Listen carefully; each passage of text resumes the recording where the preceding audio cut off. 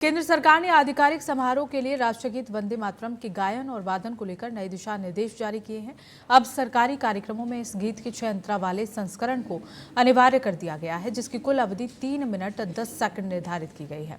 ये नियम राष्ट्रीय ध्वज फहराने कार्यक्रमों में राष्ट्रपति का आगमन, उनके भाषणों या राष्ट्र के नाम संबोधन से पहले और बाद में लागू होगा।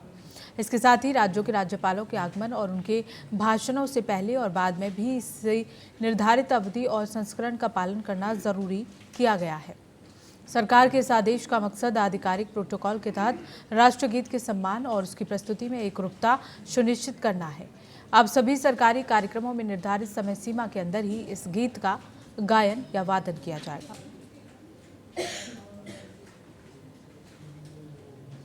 और इसी खबर को लेकर हमारे साथ कंसल्टेंट एडिटर गोविंद ठाकुर जी जुड़ गए हैं। गोविंद जी, 3 मिनट 10 सेकंड की कुल अवधि निर्धारित की गई है केंद्र सरकार की ओर से। सार्वजनिक समारोह में भी वंदे मातरम अनिवार्य कर दिया गया है, क्या कहना चाहेंगे आप इस बारे में?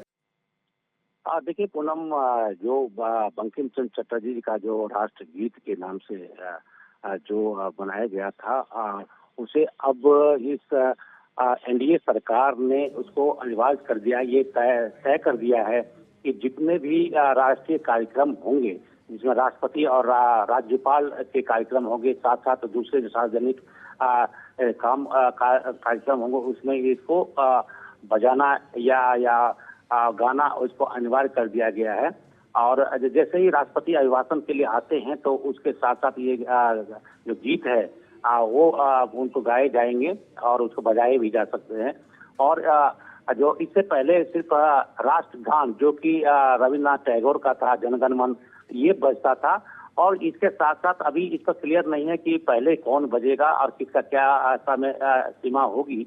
तो इसमें एक तरह से जो पिछले शीतकालीन जो सत्र हुए थे उसमें इसको लेकर काफी बहस हुई थी और लोगों ने ये जानने की कोशिश की थी, विपक्ष पार्टी और सत्ता पक्ष की तरफ से जो बात कही गई थी उसमें ये था कि आखिर इसको अनिवार्य करने के लिए सरकार इतने उतावले क्यों है, क्योंकि तो इससे पहले इस गीत को लागू तो नहीं किया गया था, लेकिन मान्यता दी गई थी। हालांकि इस गीत का विरोध काफी समय से होता रहा, खासकर मुस्लिम जो कम्युनिटी के लोग हैं, चाहे सांसद थे, चाहे जो भी लोग इसको गाने से परहेज करते दिखाई पड़ रहे थे, जिसमें कि भारत माता की उसमें जो गुणगान किया जाता है, तो इसमें किसी को हर्ज नहीं है।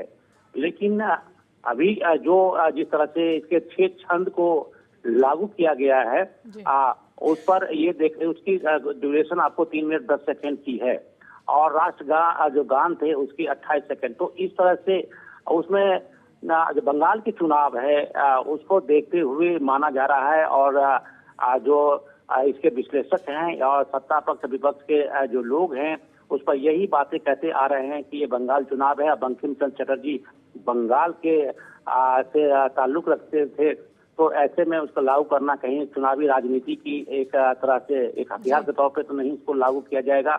लेकिन जो भी हो, राष्ट्र गीत जो है वो पूरी तरह से इसको अपनाया गया है और इसको गाया जाए और इसको बजाया जाए, इसमें हर्ज तो नहीं होनी चाहिए। लेकिन हाँ, इसकी राजनीतिक मंशा क्या होगी इस पर अब जैसे आज लागू किया गया जो पार्लियामेंट है उस पर आपको जरूर दिखाई पड़ेगा कि इसको लेकर प्रक्रियाएं क्या हो रही है। बिल्कुल गोविंद जी, कई बड़ी वजह है इसके पीछे। बहुत बहुत शुक्रिया आपका हमारे साथ जुड़ने के लिए, तमाम जानकारी देने के लिए।